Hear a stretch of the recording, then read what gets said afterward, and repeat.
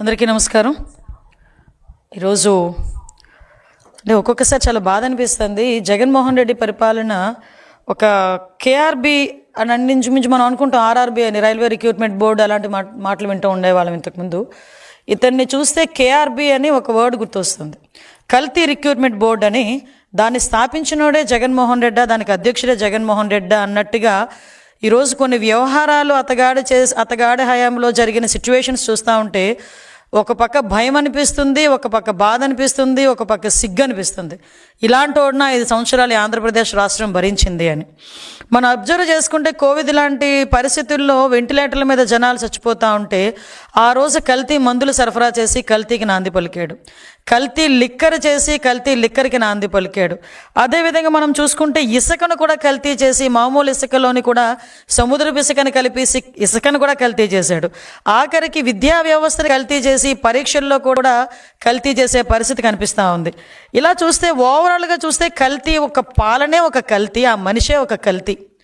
ఇవన్నీ పక్కన పెడితే ఆఖరికి ప్రసాదాల తయారీలో ఉపయోగించే నెయ్యిని కూడా కల్తీ చేసి, అది నెయ్యి కాదు, రసాయనాలతో తయారు చేసిన ప్రసాదం, అలా తయారు చేసి దాన్ని కూడా మహాప్రసాదంలాగా ప్రజలందరూ ఆరోగ్యాలతోని సెంటిమెంట్తోని ఆడుకొని ఈరోజు తిరిగి కళ్ళబొల్లి మాటలు మాట్లాడుతూ ఆ జరిగిన మహాపాపాన్ని తిరిగి ఈరోజు ఎన్డీఏ కూటమి వాళ్ళైన గౌరవ ముఖ్యమంత్రి చంద్రబాబు నాయుడు గారి మీద, ఉప ముఖ్యమంత్రి పవన్ కళ్యాణ్ గారి మీద, అదేవిధంగా నారా లోకేష్ బాబు గారి మీద నెట్టడానికి వాళ్ళు చేస్తున్న ప్రయత్నం చూస్తూ ఉంటే వాళ్ళకి సిగ్గు అనిపించట్లేదేమో తెలియట్లేదు. కానీ అలాంటి వాళ్ళని 5 సంవత్సరాలు భరించినందుకు ఆంధ్రప్రదేశ్ రాష్ట్ర ప్రజలుగా మేమందరం కూడా సిగ్గుపడే పరిస్థితి కనిపిస్తూ ఉంది.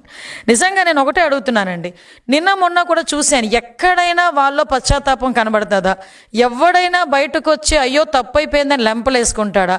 కనీసం బయటకు వచ్చి ప్రజల ముందుకైనా బయటకు వచ్చి అయ్యో తప్పైపోయిందని మాట్లాడతాడా అనుకుంటే, వాళ్ళ పరిస్థితులు చూస్తా అంటే కల్తీ ఎక్కడ జరిగింది అంటాడు ఒకడొచ్చి, కల్తీ జరగలేదని సిబిఐ రిపోర్ట్ ఇచ్చింది అంటాడు ఒకడు వచ్చి బయటకు వచ్చి, ఒకడు జంతు కొవ్వు కలవలేదు కదా అని అంటాడు ఒకడొచ్చి బయటికి. అంటే ఈ రకంగా తిరిగి అదే మసిపూసి మారేడికాయ చేసి ఆ నెపానంతటిని తీసుకొచ్చి చంద్రబాబు నాయుడు గారి మీద, లోకేష్ బాబు గారి మీద, పవన్ కళ్యాణ్ గారి మీద నెట్టేయడానికి ప్రయత్నిస్తున్నారే తప్పించి ఎక్కడ కూడా పశ్చాత్తాపం అన్నది కనిపించట్లే. నేను ఒకటే స్ట్రైట్ క్వశ్చన్ అడుగుతున్నా. ఈరోజు 1 కాదు 2 కాదు, మొత్తం 4 నివేదికలు ఈరోజు చాలా క్లియర్గా, అరే నాయన నువ్వు చేసిన పరీక్షల్లో నెయ్యిలో కల్తీ జరిగింది, కొన్ని రిపోర్ట్స్ అయితే అది నెయ్యే కాదు రసాయనాల ముద్ద అని చాలా క్లియర్గా తేటతెల్లం చేసినాయి. ఈరోజు ఫర్ ఎగ్జాంపుల్ 2022లో వైసీపీ గవర్నమెంట్లోనే మీ చైర్మన్, మీ బాబాయ్ వైవి సుబ్బారెడ్డి ఉన్న టైంలోనే ఒక రిపోర్ట్ వచ్చింది, దానికి సంబంధించి